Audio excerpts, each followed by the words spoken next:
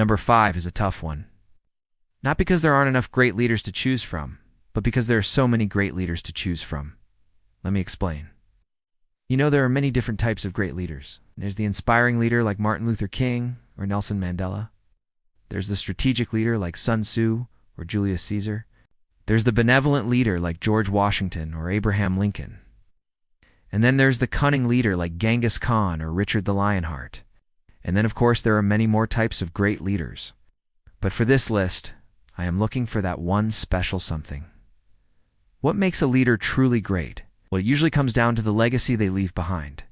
The real test of a great leader is whether or not their leadership inspires future generations to keep moving forward.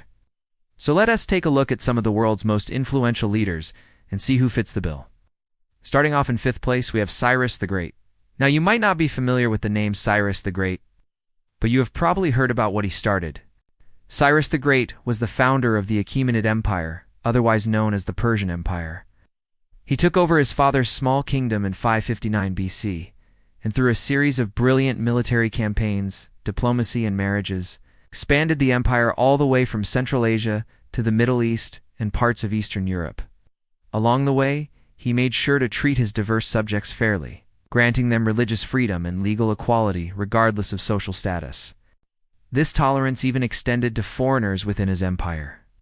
He is even credited with freeing the Jewish people from Babylonian captivity and restoring their holy temple in Jerusalem. It was this progressive approach to governance and society that made Cyrus the Great such a great leader. Even today, over 2,500 years later, he is still regarded as a symbol of tolerance and religious freedom, which is why he was chosen as the patron saint of interfaith dialogue by Pope Francis. 4. Queen Elizabeth I. England had a very rough go of it during the 16th century. They had a civil war, a schism with the Roman Catholic Church, and an invasion from Spain. But through it all, Queen Elizabeth I kept her cool and eventually restored England to greatness. She came to power when England was at its lowest point, divided between Catholics and Protestants, on the verge of bankruptcy, and with its prestige and power greatly diminished following the defeat of the Spanish Armada in 1588. Elizabeth first set about the task of restoring England to its former glory. She worked to establish a balance between the two dominant religions in England. She reformed the English legal system, and she oversaw a cultural and artistic renaissance that has come to be known as the Elizabethan era. Under her wise and steady leadership, England emerged as a major player on the world stage once again. So what made Elizabeth I such a great leader? Well, for starters, she was able to maintain control of a highly polarized country. She also presided over a golden age in English history. She successfully navigated the treacherous waters of European politics during a time of great upheaval and change. All of this led to England becoming one of the most powerful countries in the world by the end of her reign. 3. Mohandas Gandhi. India's struggle for independence from the British Raj was a long and arduous one. But Mahatma Gandhi led his people with wisdom, patience, and above all, love. He believed in the power of nonviolent resistance and civil disobedience as a means of achieving political change. And through his example, he inspired millions of Indians to fight for their country's freedom. Despite facing imprisonment, beatings, and even assassination attempts, Gandhi never wavered in his commitment to his cause. Ultimately, it was his unwavering belief in the principles of peace and nonviolence that led to India's independence in 1947. While it is true that many people helped India gain independence, it was Gandhi who truly inspired the masses. He gave the people of India hope when all seemed lost, and he showed them that even the mightiest empire could be brought down by the power of love. This is why he is considered to be one of the greatest leaders of all time. Number 2. Genghis Khan. History. Khan says no other ruler from any civilization before or since has been able to unite disparate tribes into a powerful, well-organized army like Genghis Khan. He built his empire not just on military might, but on the principles of meritocracy and religious tolerance. He appointed the most qualified individuals to positions of power regardless of their background, and he respected the religious beliefs of those he conquered.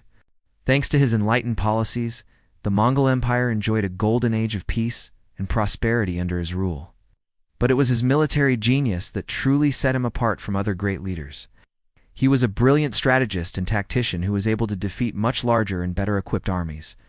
His most famous victory was the Battle of the Kalka River in 1223, where he defeated a combined force of Russian and Kipchak armies despite being outnumbered 3-1. This victory made him the undisputed master of the Eurasian steppe and laid the foundation for the largest contiguous land empire in history. Genghis Khan may be best remembered for his military conquests, but it was his enlightened policies that truly set him apart from other great conquerors throughout history. And in first place, we have Lycurgus. Now, you might not be familiar with the name Lycurgus, but you probably recognize what he started. Lycurgus was the legendary Spartan lawgiver who created the world's first super soldier program. He is said to have been inspired by the superior military discipline and tactics of the neighboring Argives, and decided to create a similar system in Sparta. Lycurgus's reforms were radical for the time period. He abolished slavery, introduced a new system of education that emphasized obedience and self-discipline, and created a professional military force composed of citizen soldiers. These reforms were met with resistance from the wealthy elite who benefited from the old ways of doing things. But Lycurgus was undeterred. He knew that his reforms were necessary to make Sparta into a true military powerhouse. And in the end, he was proven right. Under the new constitution, Sparta became the dominant power in the region, and played a key role in the victory of the Greek city-states over the Persians. After Lycurgus died, his reforms continued to be built upon by subsequent generations of Spartan leaders. As a result, Sparta became known as one of the most disciplined and effective militaries in the ancient world. Now, while we remember Lycurgus for his contributions to military history, it was his lasting impact on Spartan culture and society that truly set him apart from other great leaders of his time. Thanks for watching.